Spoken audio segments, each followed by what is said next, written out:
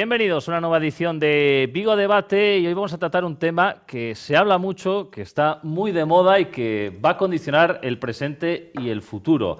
Hablamos de la inteligencia artificial, seguro que muchos de nuestros espectadores ya están algo familiarizados con ella, sobre todo ChatGPT, que vamos, para muchos ya es una herramienta básica en su día a día laboral, pero esto va mucho más allá y hay mucha gente que tiene esperanza de lo que pueda dar la inteligencia artificial o, por el contrario, tiene miedo de lo que pueda suponer y que incluso a lo mejor pues en unos años, en vez de estar presentando yo este programa, pues lo estoy presentando algo creado por inteligencia artificial que simule perfectamente a un presentador televisivo. Así que tenemos a 4 personas aquí con nosotros en la mesa de debate que yo creo que nos van a ilustrar mucho mejor de este tema, así que vamos allá a presentarlas. Empezamos por la directora de Innovación para Mercados Estratégicos en Gradian. Ella es Antía Fernández. ¿Qué tal? Muy buenas tardes. Buenas tardes.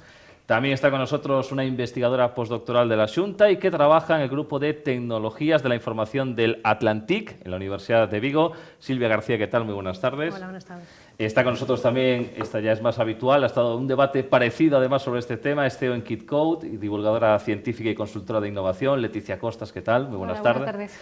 Y también nos acompaña un catedrático de Derecho Mercantil de la Universidad de Vigo, Pablo Carballo Calero, ¿qué tal? Muy buenas tardes. Buenas tardes. Una vez presentados, pues yo os quería pedir una aproximación, ¿no?, de vosotros así a priori, es que esto es muy amplio.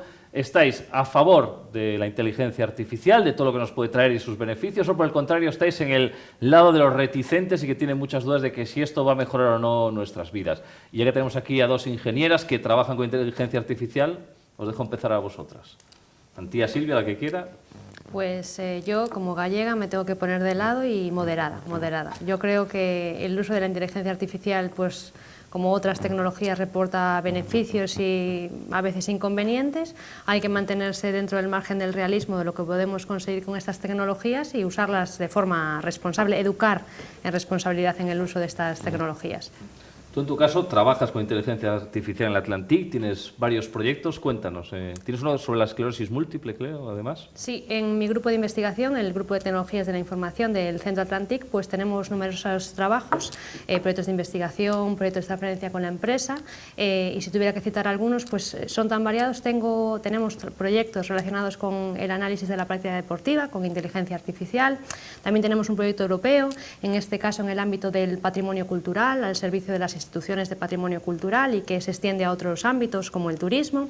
También tenemos trabajos en la industria, aplicamos la inteligencia artificial con empresas, por ejemplo Ancora Mobile, que digamos cuya función es mejorar las operaciones en las fábricas y permitir el mantenimiento predictivo. Y de hecho, muy recientemente, ayer mismo, el rector de nuestra universidad firmó un acuerdo con la Federación de Asociación Gallega de Universidades Senior y el Canal Senior, en un acuerdo con un proyecto que tenemos, Celia, para el acompañamiento, el diagnóstico preventivo de nuestros mayores. Y ayer mismo también, para acabar, un proyecto, tuvimos una reunión más técnica de un proyecto PERTE en el que también estamos involucrados, de analítica avanzada, inteligencia artificial, para mejorar la eficiencia a nivel de fábrica de la industria láctea. Así que trabajamos en muchos campos. Para hacer el bien, entiendo, en todos los casos. Para hacer el bien en todos los casos. En vuestro caso, Antía, ¿cómo es el trabajo que hacéis en Gradian? Hola, pues al final desde Gradian lo que hacemos es tecnologías de la información y las comunicaciones, también multisectoriales, y por supuesto creemos que la inteligencia artificial va a ayudar nuestra vida como personas profesionales en el ámbito empresarial y también para el propio día a día de las empresas. Y ya llevándolo a casos más terrenales de nuestro día a día, comentaba mi compañera distintos ámbitos como la salud, la empresa, por ejemplo en el sector agroalimentario, pues desarrollamos tecnologías que lo que hace es, pues al final la visión artificial es ayudar a las personas que están trabajando en el día a día, pues a un agricultor puede ayudarle a poder ver cómo crece su planta, cómo crece su cultivo, utilizando sistemas de inteligencia artificial que analizan esa imagen, por ejemplo, o en otros sectores como el de la salud, también pues ayudando al propio enfermero o médico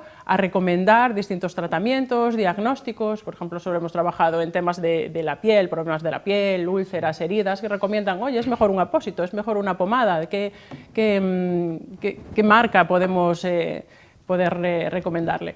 Y en definitiva, dentro del ámbito empresarial, pues es ayudar pues, al responsable de mantenimiento en planta. ¿Qué le gustaría a ese profesional? Pues saber si la máquina se va a estropear y que esa máquina sea inteligente y me avise, me diga, oye, que mañana voy a estropear, entonces mañana las piezas que voy a fabricar van a ser defectuosas. Si me arreglas hoy, evitamos estropear esas piezas. Lo mismo al responsable de ventas, que de algún modo le ayuda a aglutinar información que viene del exterior, de la bolsa, macroeconomía, microeconomía, las ventas del año pasado, las ventas del mes pasado, y todos ellos están encantados de poder tener como esa ayuda adicional, ese nuevo agente más o menos inteligente en función de también el entrenamiento que pueda llegar a tener o esa información, para poder mejorar su día a día y al final hacer que su día a día sea más accesible. Por tanto, a favor. A favor.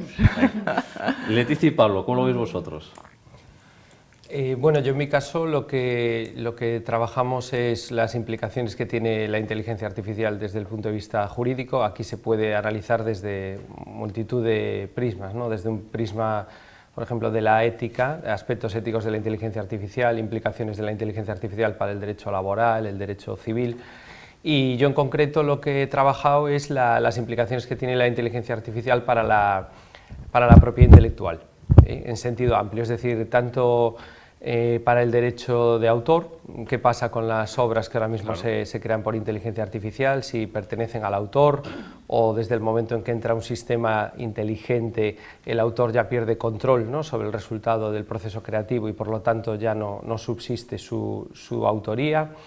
Y luego también lo hemos tratado desde el punto de vista del derecho de patentes, porque cuando se hacen invenciones creadas por inteligencia artificial, igual que obras creadas por inteligencia artificial, pues nuestro sistema parte de que el autor es una persona física y el inventor también es una persona física. Pero bueno, esto es algo que está en tela de juicio, se está debatiendo y de hecho, bueno, es un poco la investigación que yo he realizado. Dicho esto, es cierto que ya la relación entre la inteligencia artificial y el derecho ya está desde el siglo pasado y hay alguna revista americana que ya lleva más de 30 y pico volúmenes en la cual se estudia esta interacción. Lo que sí es cierto es que, aunque se podía estudiar antes la interacción entre inteligencia artificial y derecho, el avance exponencial, ¿no?, de los sistemas de inteligencia artificial ha hecho que todo se haya disparado y que el interés en este ámbito también, como digo, sea mucho mayor en estos momentos. La propiedad intelectual lo trataremos más adelante también como un tema en profundidad que es muy importante y muy interesante. Leticia. Pues yo creo que estamos todos más o menos de acuerdo en el enfoque moderado de, como cualquier otra tecnología, hay usos deseables de su aplicación y usos indeseables. Entonces, mientras seamos capaces de mantenerle el ritmo al desarrollo y puedan ir participando agentes que introduzcan estas temáticas como la ética, los usos que van a beneficiar a las personas y al planeta, limitar el impacto medioambiental indeseable de estas tecnologías. Hay una serie de cuestiones que yo creo que tiene que haber ese diálogo entre muchos agentes de la sociedad, incluyendo la ciudadanía, que tiene que estar cada vez más informada de las implicaciones que tiene utilizar sistemas que funcionan con inteligencia artificial. Pero por supuesto, abre las puertas a avances mucho más acelerados y que van a ser beneficiosos para las personas. Entonces, nosotros, dentro de esta precaución de sí que hay que controlarla, sí que hay que legislarla, hay que vigilar que no se use para fines indebidos, pero no vamos a poder evitar que esto se use cada vez más.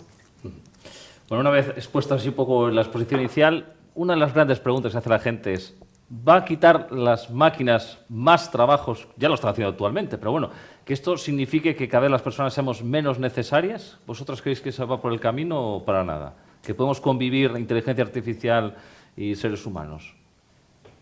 ¿Avanzo yo? Venga, tía, lánzate. Sí, yo creo que podemos y por supuesto debemos convivir. Al final la inteligencia artificial nos está ayudando en muchas tareas del día a día, profesionales, en la vida real. Hoy en día todos tenemos un teléfono móvil, lo tenemos porque en realidad nos es útil. Si lo tenemos, estamos ya conviviendo con la inteligencia artificial y estamos ante una nueva revolución, una nueva tecnología. Es como si decimos volviendo a la analogía con el ámbito agrario, si me le decimos a un agricultor que está igual plantando sus patatas con el sacho o con un burro, que no quiere un tractor. Yo creo que todos los agricultores están encantados de poder utilizar ese tractor. ¿Qué ocurre? Que inicialmente pues igual necesita sacarse el carnet de conducción de ese tractor. Tiene pues una necesidad inicial de ponerse al día con esa nueva tecnología y luego pues va, en cierto modo, pues mejorarle su día a día y su buen hacer profesional y así con otros ámbitos, ¿no? ¿Coinciden los demás también? ¿Creéis que se puede convivir bien? Sí, de hecho, digamos, contestando a tu pregunta, sí que es cierto que no lo vamos a negar, ¿no? Que la inteligencia artificial pues, va a reducir puestos de trabajo, no solo a nivel número, porque la inteligencia artificial permite automatizar ciertas tareas, todas las relacionadas con administración en una empresa, secretaría y demás, ciertos puestos de trabajo en los que, digamos, se puede automatizar o de forma prácticamente completa lo que se realizaba, las tareas que se realizaban, porque la inteligencia artificial sustituirá tareas, no personas. Eso creo que es importante enviar este mensaje, por lo menos en el momento en el que nos encontramos. Pero, como decía mi compañera Antía, debemos convivir, y el hecho de que la inteligencia artificial, voy a decir destruir, pero bueno, más bien es reformular el tejido empresarial, pues creará también nuevas oportunidades para los operadores humanos a desenvolver otras capacidades y aportar a estas empresas desde otro punto de vista, no en tareas que, digamos, ya son básicas o superficiales y las puede resolver una IA de manera equiparable a un ser humano. ¿Sois optimistas también por aquí? A ver, yo creo que la inteligencia artificial sobre todo puede evitar tareas rutinarias, ¿no? Y hacer que la gente pueda dedicarse a realmente tareas más creativas. Y también le veo un ámbito de actuación importante en tareas peligrosas, ¿no? Para los seres humanos, y que la inteligencia artificial puede evitarlas. Dicho esto, por ejemplo, en el ámbito jurídico se está planteando si los despachos de abogados ya están utilizando inteligencia artificial, etc. Yo creo que hay un componente humano fundamental, que, por ejemplo, me he dado cuenta de que en muchos de los casos no llegan a juicio, sino que acaban en transacciones, y eso al final difícilmente lo va a poder hacer una inteligencia artificial por muy autónoma que sea. Es cierto luego que también la inteligencia artificial en el ámbito de la justicia, si se utilizara para casos que presentan unos mismos perfiles o patrones, ¿no? Estoy pensando, por ejemplo, en derecho de seguros, donde siempre estamos con los mismos casos de que si un coche toca por detrás, etc.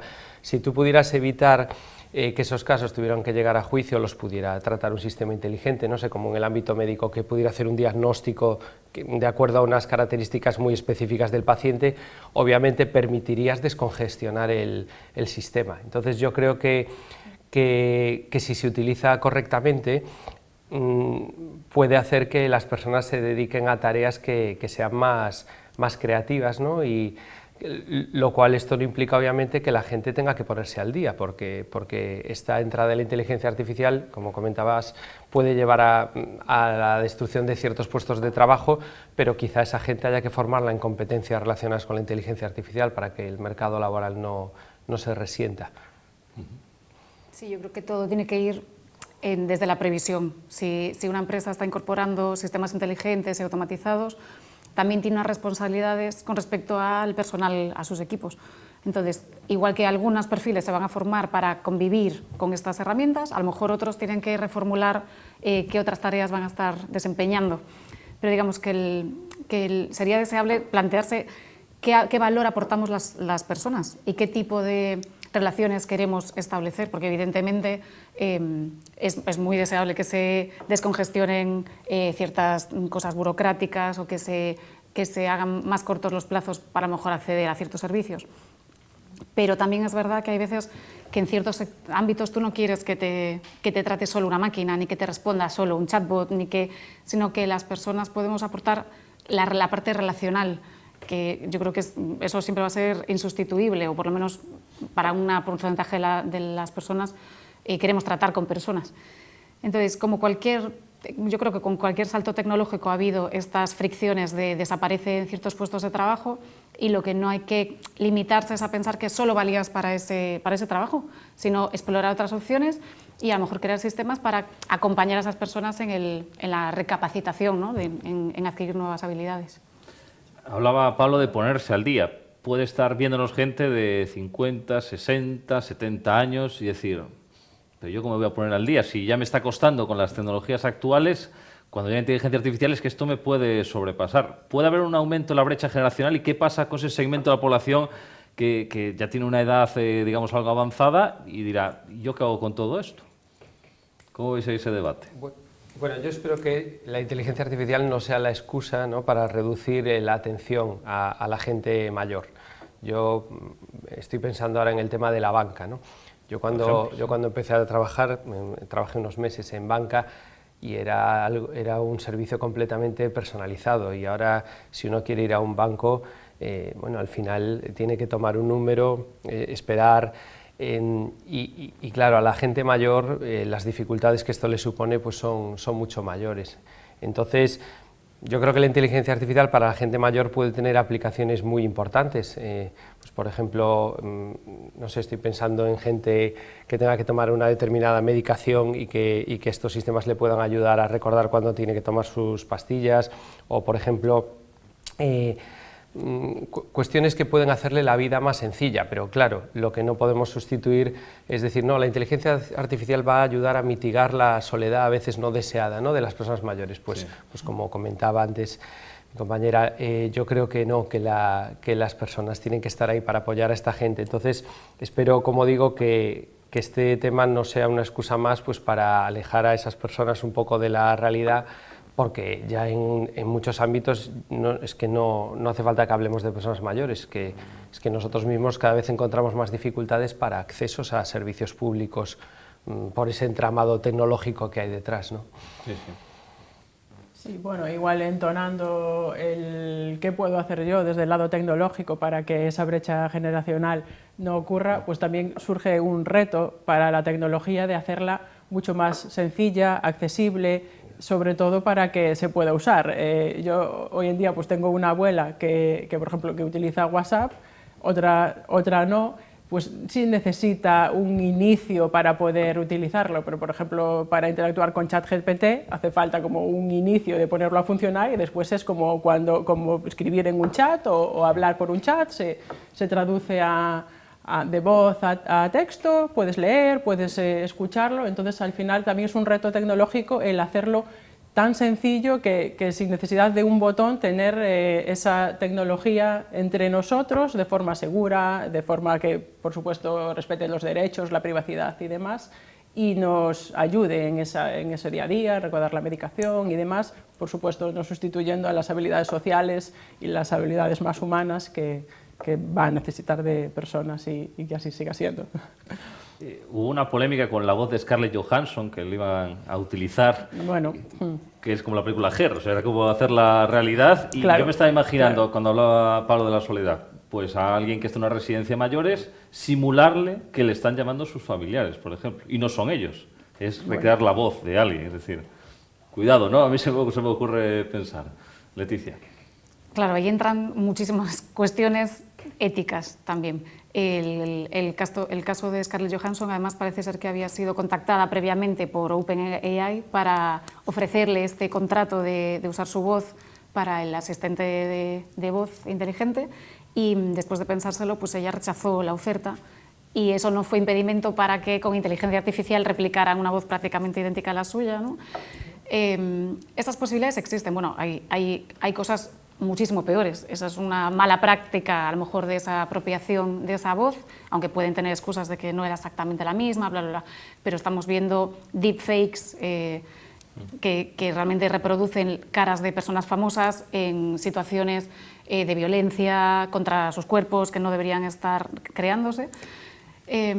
Claro, ¿hasta qué punto volvemos a lo mismo? ¿Es deseable para las personas? Pues habrá que incorporar al usuario en el centro de la experiencia. Si a lo mejor hay mayores que pues, realmente la familia no les llama, es positivo a lo mejor para esa persona, se va a sentir mejor, va a estar mejor en su día a día, le va a aportar bienestar tener ese tipo de interacción, aunque no sea real, pues habría que estudiar a lo mejor caso por caso. Sí. Incluso ahora, Silvia, te voy a meter un tema comprometido, porque he visto casos de recrear voces de gente que está muerta.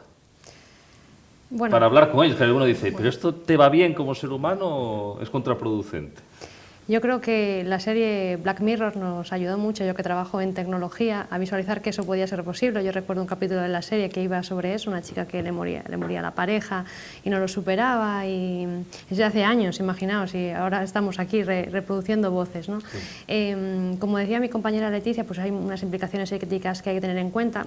Tecnológicamente, prácticamente todo es posible. El tema es, o la cuestión importante es cómo se utilice, pero todo es posible.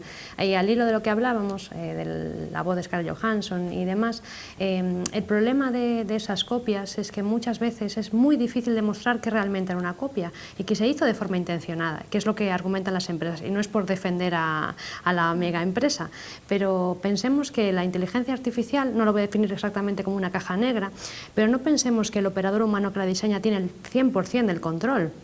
Aunque mi compañera Antia y yo pues somos ingenieras, trabajamos con inteligencia artificial, personalmente yo, ahora no voy a hablar con ella, pero personalmente yo cuando diseño un algoritmo no puedo prever todo su comportamiento. Sí puedo, tengo un conocimiento y puedo entender más o menos cuáles son los resultados, por qué camino se está yendo y demás, pero no puedo prever 100% cómo va a operar, para bien, para mal, yo lo aplico al bien, pero bueno, ¿en manos de quién cae esta inteligencia artificial? Por eso, cuando hablabas de la voz de las personas muertas, pues puede llegar a pasar que una máquina, y ahora las inteligencias artificiales crean, que es otra polémica que me gustaría introducir, crean datos sintéticos, datos, digamos, que no son del mundo real, pero se adecuan al mismo, y casualmente pueden ser, se crea una imagen, imaginaos, tenemos la inteligencia artificial aprende de imágenes y crea una imagen, y esa imagen se parece a tu padre que falleció. Puede pasar. ¿Se hizo a propósito? No, es que es muy difícil de demostrar, y lo de las voces va a ese hilo. Entonces, claro, el tema de los datos sintéticos también es algo que debemos, porque se están empleando, y eso, digamos, que colisiona ya no solo con como mencionaba mi compañero, con el derecho de autor, sino también que esos datos generan nuevos datos, nuevas obras, y esas obras vuelven a colisionar con el derecho de autor. Y es que ahora que ya que está Pablo aquí, también le quería comentar el tema de que Meta quiere usar nuestros datos para entrenar a su IA, y que creo que es muy complicado como usuario rechazar esto. Porque, primero, mucha gente ni lo sabe, y luego la que lo sabe intenta, pues yo no quiero que use mis datos, mis imágenes, le cuesta mucho hacerlo. Claro, parece que estamos un poco a merced, ¿no?, de las grandes empresas en estos casos. Sí, el tema de la utilización de datos o de utilización de obras protegidas para entrenar a los sistemas de inteligencia artificial, ese es uno de los problemas clave, porque estos sistemas, para funcionar, se alimentan con datos y necesitan muchísimos datos para luego ellos tener outputs, ¿no?, o resultados. Y ahí, bueno, hubo una directiva comunitaria de derechos de autor que básicamente que nosotros la hemos adoptado en España a través de un Real Decreto en 2021, que básicamente establece una excepción de lo que llama minería de textos y datos, porque, claro, si en materia de inteligencia artificial esto funcionara como en otro ámbito, la inteligencia artificial no podría crecer. Es decir, yo quiero utilizar una canción, por ejemplo, de un artista para una serie, y todos tenemos claro que hay que obtener la correspondiente autorización mediante el contrato de licencia correspondiente. Esto no lo podemos hacer cuando alimentamos a los sistemas de inteligencia artificial, porque sería imposible. Entonces, se creó esta excepción que llaman de minería de textos y datos, que lo que permite es que cuando tú alimentas a un sistema de inteligencia artificial, haya una excepción, es decir, tú no necesites recabar los derechos de autor, pero se establece un sistema de opt-out, que es lo que tú comentabas, que el creador de la obra protegida puede decir que su obra no se utilice. El problema es cómo se lleva a cabo esto en la práctica, porque muchas veces, como tú comentabas, ni siquiera se sabe cómo yo sé que se ha utilizado una obra mía para alimentar a un sistema. No lo puedo saber salvo que el output que salga sea una obra igual, en lo cual ya estaríamos ante un plagio, o una obra que esté inspirada, se parezca, y ahí sería otro problema. Es decir, que uno de los grandes problemas es cómo tratamos las obras protegidas o los datos con los que alimentamos a los sistemas. Que bueno, por otra parte es lo que se va a dilucidar ahora con estas demandas que ha planteado pues, el New York Times, Getty Images, y en la que estamos todos a la espera de ver si en América esto se considera lo que se llama un fair use o uso justo o no, o directamente aquí se va a tener que llegar a un acuerdo y pagar. Estábamos comentando antes el tema de la ética de la inteligencia artificial y por experimentos que se han hecho, claro, estamos viendo que a veces la IA pues da unas respuestas machistas, homófobas, racistas. Esto, Antía, ¿por qué pasa? Y mucha gente se puede estar preguntando. ¿Es porque la persona que está detrás, bueno, no voy a decir que sea ingeniera, pues que está alimentando esos datos tiene ese sesgo? Claro, cuidado porque ¿qué máquina estamos creando? Efectivamente, al final podemos ver una inteligencia artificial que sea creada, un sistema nuevo que sea creado por distintos ingenieros y distintas disciplinas, como cuando pues, tenemos un niño que enseñamos en casa y ese niño va aprendiendo con lo que le puedes llegar a decir. Al final, quien mete información en un sistema de inteligencia artificial incluye la información de la cual dispone, y si no dispone de una variedad muy amplia de casos, al final el sistema va a estar sesgado y entonces ahí es donde entramos en distintos sesgos, problemas éticos. Pongamos por caso que una banca decide que analiza todo el conjunto de